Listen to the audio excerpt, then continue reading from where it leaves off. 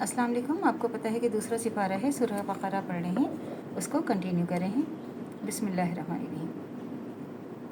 और अगर तुम हज के साथ साथ अब तुम अपने रब का फ़ज़ल भी तलाश करते जाओ तो इसमें कोई मुज़ायक़ा नहीं।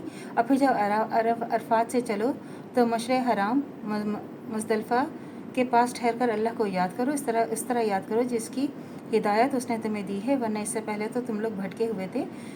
फिर जहाँ से और सब लोग पलटते हैं वहीं से तुम भी पलटो, अल्लाह से माफ़ी चाहो और वो माफ़ करने वाला, रहम फरमाने वाला है। जब अपने हज के अरकान अदा कर चुको तो जिस तरह पहले अपने आबा व अजदाद का जिक्र करते थे, इस तरह अब अल्लाह का जिक्र करो, बल्कि इससे भी बढ़कर। मगर अल्लाह को याद करने वाले लोगों में भी बहुत फ़र्क है। उनमें से कोई तो ऐसा है जो कहता है कि ए हमारे रब, हमें दुनिया में ही सब कुछ दे दे। ऐसे शख्स के लिए आखिरत में कोई हिस्सा नहीं। और अगर कोई कहता है कि अगर कोई ये कहता है कि हमारे रब हमें दुनिया में ही भलाई दे तो आखिरत में भी भलाई दे और आग के अजाब से हमें बचा।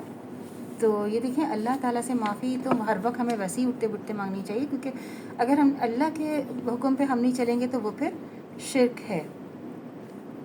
और ये है कि ये भी कदीम अरबों का एक जाहलाना तसव्वुर था कि सफ़र हज के दौरान में कस्बे माश के काम करने को वो बुरा समझते थे, क्योंकि उनके नज़दीक कस्बे माश एक दुनियादाराना फ़ैल था और हज जैसे एक मजहबी काम के दौरान इसका इर्तिकाब मज़मूम था। और कुरान इस ख्याल का तरदीद करता है कि नहीं बताता है कि एक खुदा परस्त आदमी जब खुदा के कानून का एहतराम मलहूस रखते हुए अपनी माश के लिए जद्दोजहद करता है तो दरअसल अपने रब का फ़ज़ल तलाश करता है और इसमें कोई गुनाह नहीं। और अपने रब की रज़ा के लिए सफ़र करते हुए इसका फ़ज़ल भी तलाश करता जाए।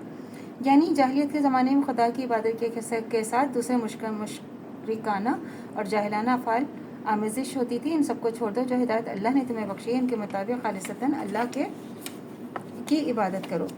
अब ये कि हज़रत इब्राहीम इस्माईल अलैहिस्सलाम के ज़माने में अरब का मारूफ तरीक़ा हज ये था कि 9 ज़िलहज्जा को मिना से अरफात तक जाते थे और रात को वहाँ से पलट कर मुज़दलिफ़ा में ठहरते थे।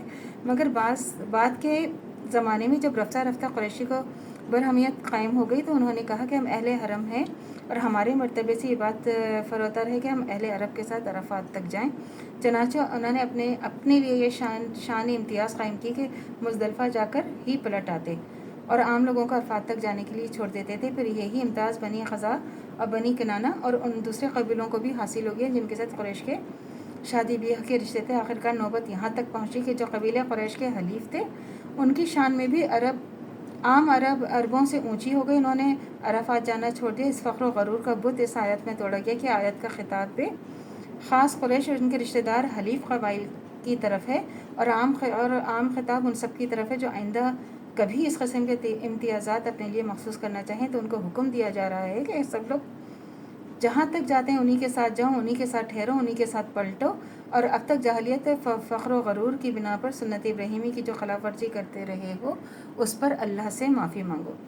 फिर यह है कि अहले अरब हज से फ़ारिग होकर मना में जलसा करते थे जिनमें हर कबीले के लोग अपने बाप दादा के कारनामे फ़ख्र के साथ बयान करते और अपनी बड़ाई की डींगे मारते। इस पर फरमाया जा रहा है कि इन जाहिलाना बातों को छोड़ दो और जो वक्त फजूलियात में सर्फ करते हैं उसे अल्लाह की याद उसके ज़िक्र में सर्फ करो।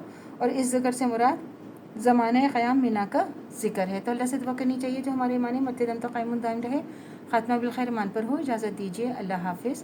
मेरे चैनल को लाइक कीजिए, शेयर कीजिए, सब्सक्राइब कीजिए। शुक्रिया।